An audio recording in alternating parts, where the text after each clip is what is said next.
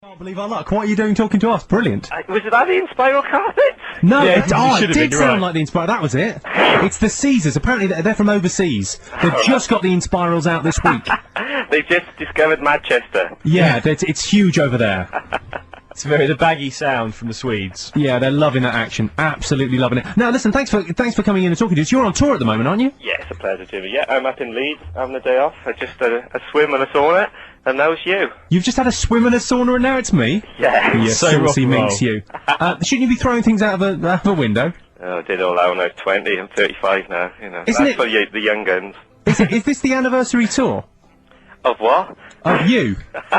No, it's a nice free tour. We just did a big arena tour before Christmas, and I mean free and having freedom, and it's just smaller venues, and we're just enjoying ourselves, which is quite odd for us. It strikes me as quite a cool thing. I remember being very jealous of a friend that went to see you in Islington. And this was maybe about 10 years ago. Yeah. At a tiny little venue, and it was amazing. Yeah, exactly. And James Dean Bradford, at the end of the gig for the encore, just went into the crowd and then just disappeared. It was amazing. If only he didn't come back. It was. Sadly, he made his way back to the hotel, clearly, but he just it was brilliant. It was an amazing piece of theatre. The thing I was going to ask about was, I mean, you've been going for you know, a long time 15 now. years? More than that. How long have you been going? I think, well, officially 1991, so yeah, 15 years, good God. 14 years. It's an incredible thing, because I remember the hype when, you know, I used to read the NME every week when you guys started, and the hype when you came out, and it was really quite aggressively against you. Yeah, it You know, was. this album cost £1 million to record, and who do they think they are? No, I know, it was a kind of mixture of Zig Zig Sputnik and kind of The Clash, and we ended up, after a long fight, getting a bit more, you know, a lot more respect, but I think it's healthy that in those days you could get on the cover of the NME just by, you know, putting some makeup on, really. You didn't have to worry about the record or anything. You did very well. You did a lot of that. We did indeed. There was a Still lot of doing it fake now. fur at one point. Yeah, well, there's still a lot of that as well. It's always a good sign at the Manics gigs. You look at the floor afterwards, and it's just strewn with feather boas and bits of leopard print and glitter. But it's quite a thing, because, I mean, I sort of thought when the first album came out, it took me age. I didn't buy the first album until the second album came out, because I thought, no, it's just Zig Zig Sputnik. It's just, you know, it's a gimmick. And then kind of went, oh, actually. Yeah, But no, 7 albums now. That's fair enough, because coming from Wales, you know, there wasn't exactly a great musical tradition. We had to take a lot of crap, and it took a lot of time to convince people. But No, I must say I was quite prejudiced against that as well, because there was no one from Wales. Tom yeah. Jones. Heard him? Now, apart from the alarm, which you know, The Alarm, of course, yeah. we did get a lot of those boyos and daffodils kind of headlines, and you know. But it was all healthy because we were prepared for the fight. You know, we'd been a band in a bedroom for 5 years.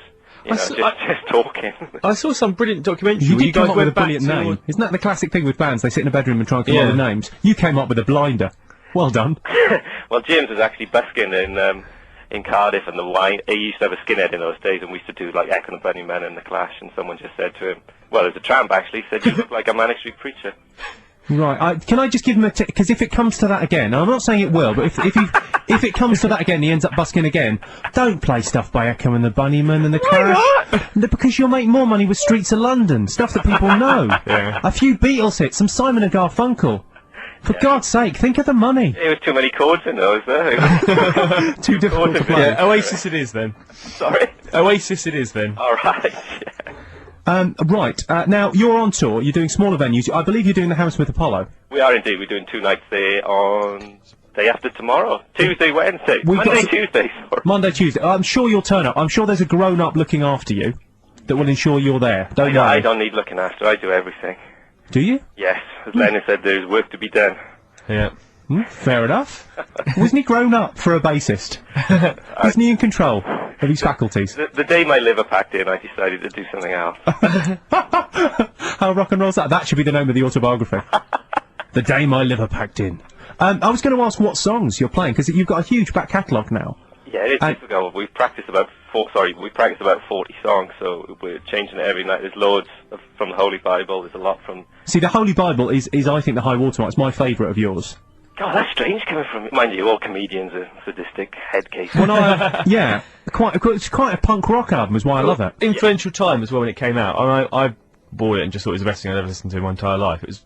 What were you? What? Thank you very much. 20 about the time? I think, yeah, about 20, and it was so kind of resolutely intellectual as well. Yeah. It was kind of really fast punk songs that were really clever. I know, it always makes me laugh how James tries to cram that many words, you know. These days he has a heart attack trying to sing off. Yeah, I always thought that about you. I always thought that about his singing, where he wrote the lyrics, and then someone else had come up with a tune, and he went, "Oh, you're having a laugh. Can we not sing it in waltz time? Because I've got a lot to say here." No, I know. Me and Richey used to enjoy just watching his. Now he has steroids to help him through it. For the throat, for the throat. For the throat, of course. We were gonna. I was gonna ask, actually. This is a really, really awful question to ask in an interview. But we're gonna play.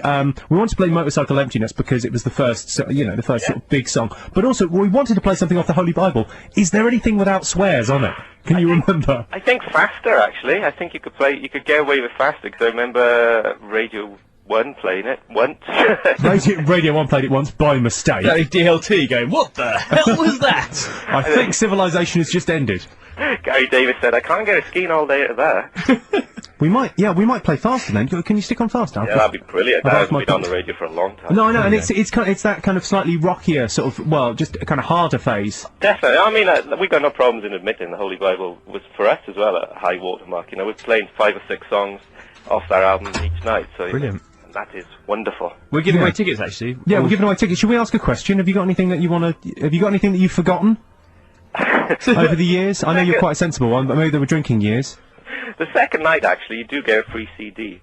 Really? A free EP, God Save the Manics EP of brand new songs as well. Wow. You get a free thing of new songs? Because you're quite a political band. Well, you know, luckily I did a degree in politics, so, you know, it was pretty hard just to kind of dump that and pretend that it never existed, really. It seems that you're a little bit less political these days than some other kind of. I mean, like, you know, your Bono and your Coldplay are kind of. Oh, give me a break. Yeah, that's what I think as well. Their politics is about a nice bar of chocolate or something. Yeah. Oh, I'll tell you what, the Make Trade Fair stuff, the dark one is lovely.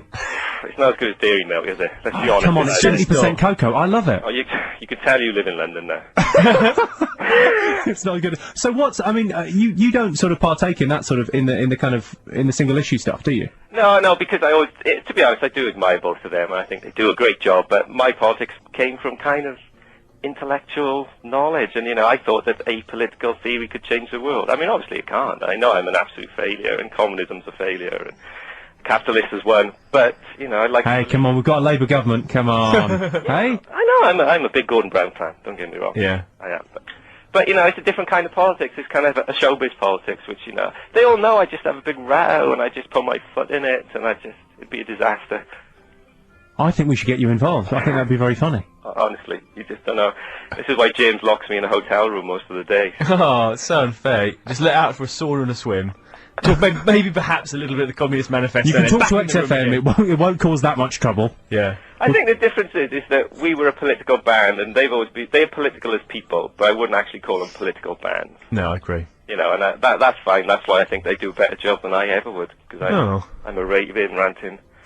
Tourette syndrome, I got a bad, But what I have heard is that I bet you're a much better footballer than them, aren't you? I've heard that you're actually sort of probably the best footballer in pop, is that right?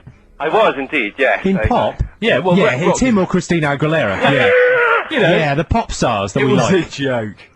Well, better than Robbie Williams, who bangs on about it the whole time. He's not a bad player, actually. I got to give it to the Robster. He's not a bad player, But the Robster? You've changed.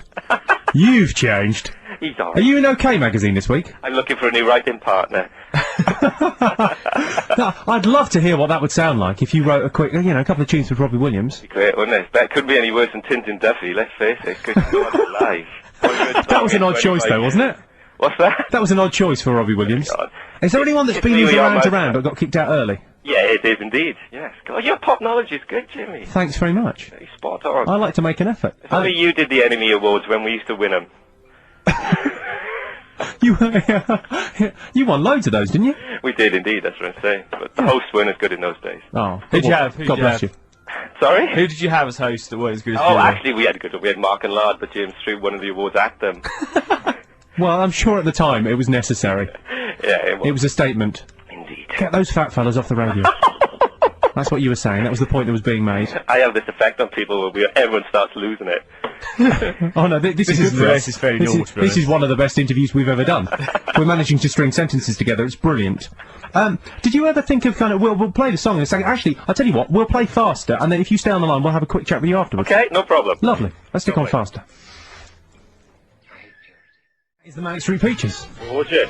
That's such a good song. It is indeed. Didn't you reissued that recently, didn't you, the album? We did, yeah, we did. You know, enjoyed doing it. Actually, putting a DVD together of all, you know, like we did Top of the Pops at the time and got the most complaints ever on Top of the Pops. Didn't you do it? Did you do it in balaclavas that time? Indeed, yeah. Yeah, doing it in balaclavas, you were always going to get a couple of complaints, weren't you? There's a few. I was wondering who buys balaclavas these days. Mainly the Manic Street Preachers. You should come to our gigs. We keep getting it. We used to actually sell a Manic Street Preacher balaclava. That is a wonderful thing. That's a great bit of merchandise. Yes. You can get the Britney Spears cut-off T-shirt or the Manics balaclava.